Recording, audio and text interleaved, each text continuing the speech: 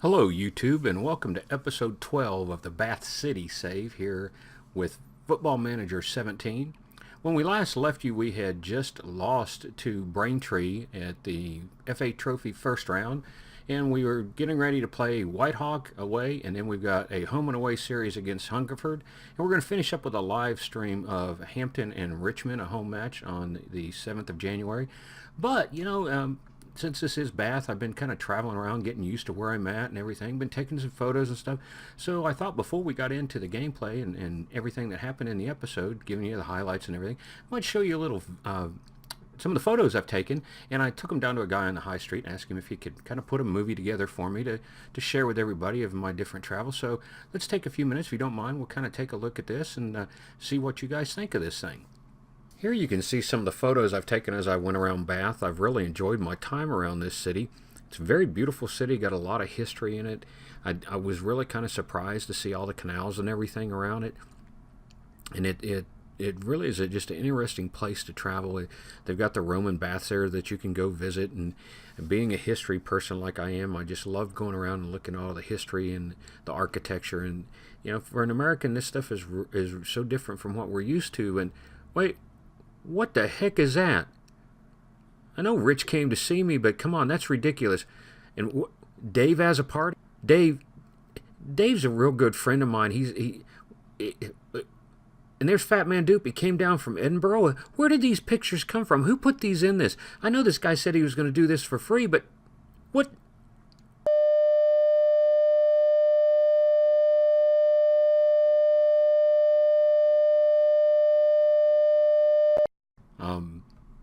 Okay, that wasn't what I was expecting, and this is starting to get a little out of hand. I'm just out with some of my friends, showing me the sights. Let's just get on with the football. Well, enough of what I do in my spare time here. As you can see, we had 3 matches that we played. The first one was a home away match, against Whitehawk. And I'll be honest, it didn't really come out that good for us. We won the match 2-1. Fleetwood had 2 beautiful goals, and we ended up giving one up in the 73rd minute to give them one back to lose the clean sheet. But I started to see some cracks in the side, and you can see here with the stats. They had 25 shots on goal, 9 on target, 15 fouls, 55% possession, and we had 10 shots on target, and 9 fouls and only 45% possession time. And I got a little concerned after that, and so I'm kind of trying to figure out what I'm going to do about that, how we're going to deal with that. And I'm not really sure at this point what we're going to do. Fleetwood, and he had a great match. He was player of the match, 2 goals, an 8.8 rating. I'm going to go ahead and show you those goals real fast. You can see what happened with that, how we set them up, and why I was okay. But we'll see, with those stats, what's going to happen with this. Now, this is another match that we play in the pouring rain, and you're going to see Martin takes a throw in here, feeds it to Diallo, who feeds it out to Hunter. Diallo back up to Watkins. Watkins is going to play a beautiful through ball here. Fleetwood gets it in full stride, takes it in, beats the keeper, goes on far corner of the net. Beautiful delivery. That one I really was pleased with. I liked the way they set that thing up. I liked the way they moved the ball around. It was just a well-played series. This one here, Batten is going to push it over to Martin. Martin at the Diallo. Diallo is going over to Hunter. Back out to Martin, coming down the right side. Beautiful cross in, and Fleetwood with a wonderful header there once again. Beautiful layout, beautiful setup on it, movement of the ball very well. This is going to be the one that they draw back. They bring it in, and it's, as they say, after you score, you're most vulnerable. They push it out to Cook over here coming down the left side, pulls the defense out of position, and a beautiful cross into the middle. Hits Mills, and he splits the defense beautifully. Gives them their 1 goal back. It's not what I wanted to see as far as giving up a quick score like that, but we were able to pull out the victory. Our next match was a home match against Hungerford, who at that time was 22nd in the table. I thought this was going to be a pretty easy match for us. I started out with my 4-1-2-3 like I've been doing, and they were ripping me to pieces with that. I couldn't get any kind of movement. I was basically kind of rolling back on my heels. So I actually at halftime switched to a 4-4-2, and we were able to get one goal out of that. Andy Watkins got it, and the stats were pretty even on that one, so I wasn't too concerned with that. But what kind of bothered me is when we looked at the way that this thing played out. I was just watching the whole match. I was really kind of concerned. We started to lose a lot of simple possession and a lot of mistakes being made. So real quick, we'll take a look at the 2 goals in this one, and then we will kind of see what happens next. This one is going to come off of a set piece. Hunter takes it, pushes it out to Artis in the top of the box. He crosses it in.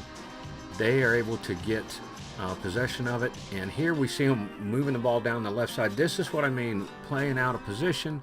Seemed to be kind of lost. The cross in, the header, far post. Yeah, you could say that was kind of a fluke, but that was right before the end of the half in the 44th minute. And they made it look too easy. This when Williams gets a throw in, this is going to be our equalizer. Hunter gets it.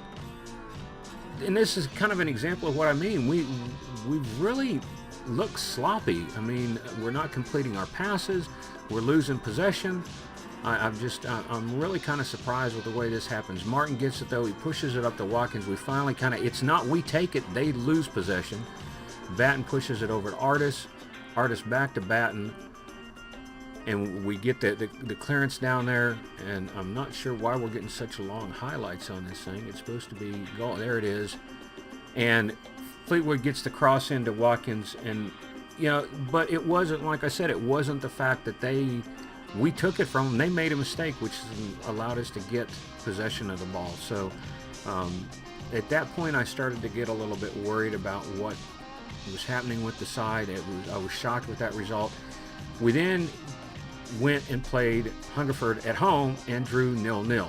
And here's an example of once again, what I'm really concerned about. We started out 4-4-2. We played that counter for the first half. The second half, I changed it back over to 4-2-3-1 because we had, at that point, I think we had 3 shots on goal, 1 on target. And you can see, I mean, 17-8 shots, 3 and 3 on target. 53% possession to 47%, and I'm not that concerned about the possession. I mean, that's not a thing I really pay a lot of attention to, but the fact that we're only getting 8 shots at all, and 3 of them were on target, and we can't connect with any of them, I'm starting to get a little worried about.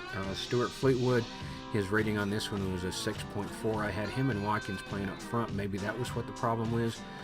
I did make a couple changes on the defensive line. I brought Franz and Hamadi in to try to stabilize that. It seemed like that worked, but now I'm starting to suffer up front. So now we're getting ready to play the Hampton and Richmond match, and that is our home match. That's going to be our live com. But before we do, I actually had a request from one of the guys that is actually a Bath follower, Bath supporter. He lives there, and he asked me about 3 specific players. So let's take a look at these, because like I said, I'm going to have to be looking at bringing some guys in. The first one is David Pratt, and we've got, here he is right here. He is a forward. He's at Chippenham, and just looking at it real quick, his value's 2.1 a little over 2,000. His salary is 1.7 thousand a month, and he played at Bath from 2013 to 2016. So he just left at the beginning of this season. I am going to go ahead and get a scouting report on him. Let's see what he looks like. See if we can kind of, like I said, help the team some. Another name he brought up, let's see if I pronounce this correctly, Cito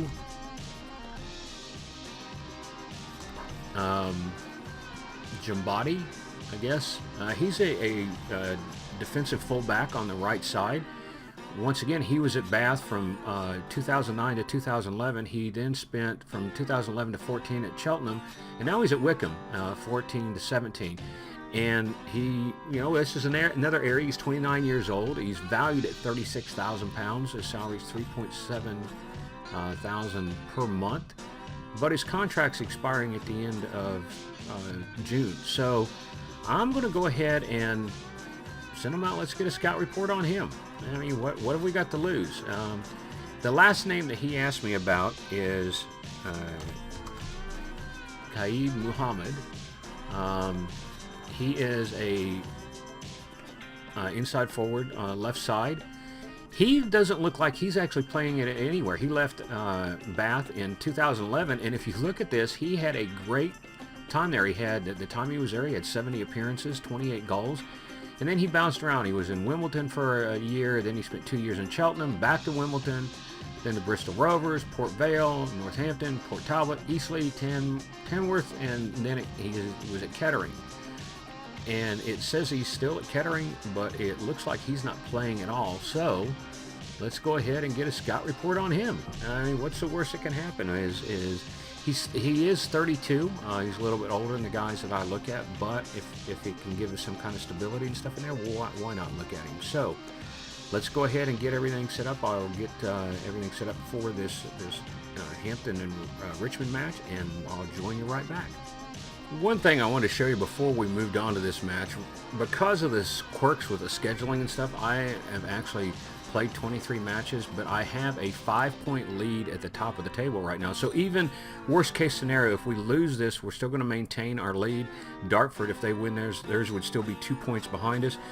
And I know Rich on Twitch has just started a White Hawk save, and there he is in number 3 in my league, in my save. So it's really kind of interesting to me to see how we've got different guys now kind of doing saves in this same series. I know Mike is talking about wanting to do one for Poole, and there's Poole down in 21st. So let's kind of see what happens with this. You can see what's kind of happened with our form here, and we'll take a little bit better look at that in a few minutes. But we've got 944 tickets that are sold on this thing, which isn't bad because we were averaging about 400 prior to this match. So let's go ahead, let me get the side set up, and I will join you back to see who we got playing where.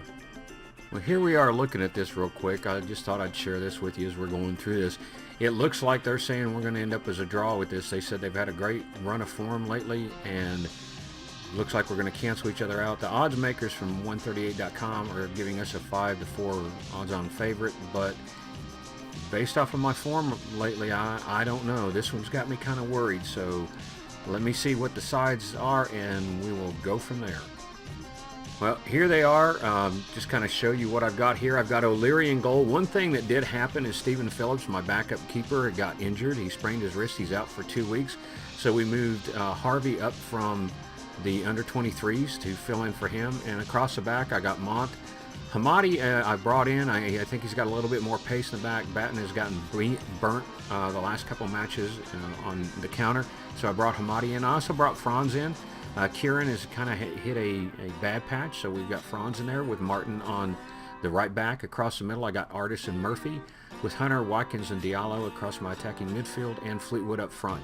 The problem if Fleetwood gets into a bad snap is I really don't have a lot of depth as striker, so that's one of the things I'm looking at is bringing in another striker. And for the opponent, they've got Howe in goal. Gasson, Bowery, Holmes, and Murphy across the back. Taylor, Torres, Gallagher, and Jolly in the middle. And Kabama and Sol up front as their strikers.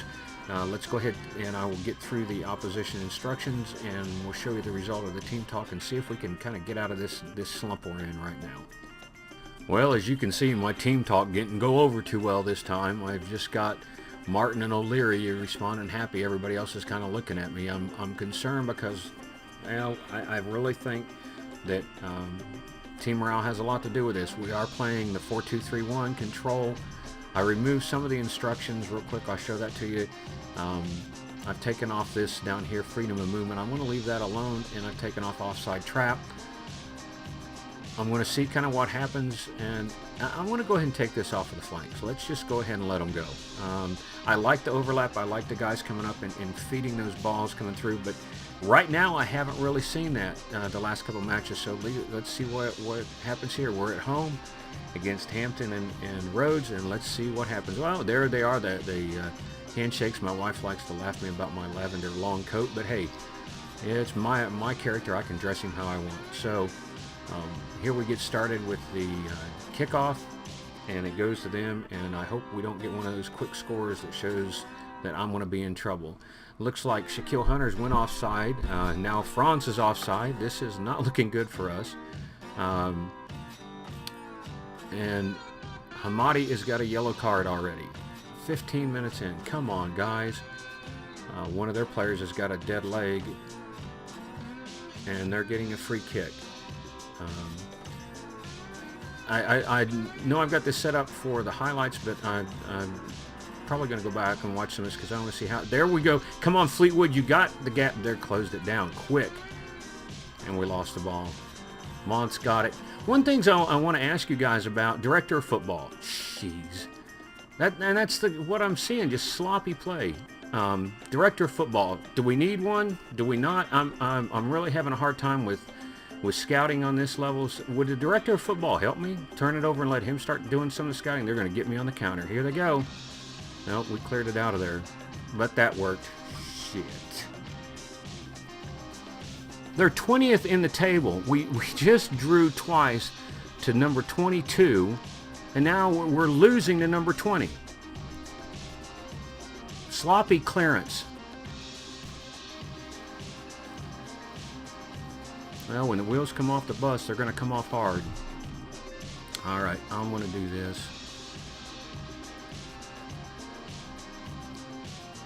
Show some passion, guys. You're just kind of letting it, you're going through the motions. I mean, gee whiz. And offside again. Yeah, what a first half.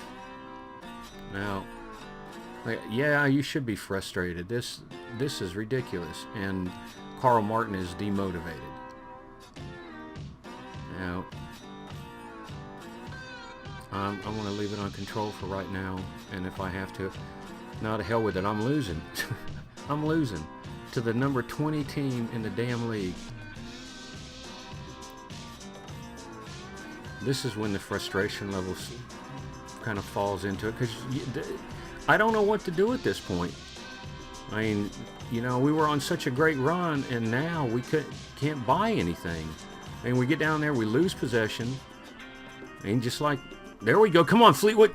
Jesus.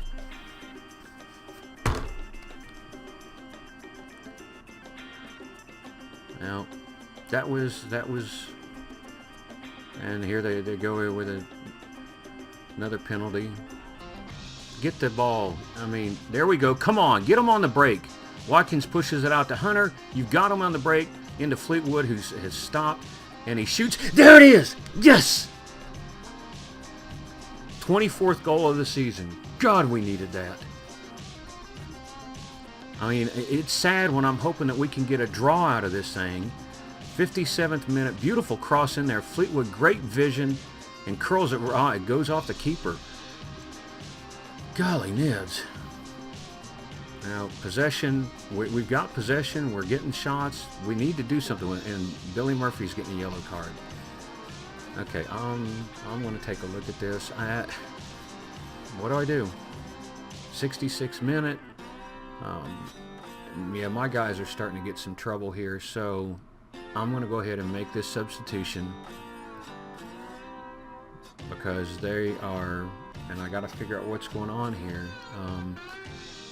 Billy Murphy is down, so let's put Marshall in there. And Hamadi, yeah, that was a mistake. He's down on a 6-4, so let's pull him out of there. Now let's give him a pep talk, see if we can kind of get him deep in thought. This doesn't look good. Positive mood. I mean, this is sad. I'm hoping that at least I can pull a draw out of this thing against the 20th team. That means 2 out of the 3 bottom teams in the league I haven't been able to beat. Maybe I do need a director of football to come in. Maybe I do need something to give me a little bit of spark here, something. Maybe give me some different visions, some different things to look at. Another offside. Offsides are killing us on this thing. And another offside. Yep, that's what we are going to end up with, another flipping draw. Gee whiz. Well, maybe we got, this will be the final highlight here. Maybe we can pull a winner out. No, that's it. 3 friggin' draws.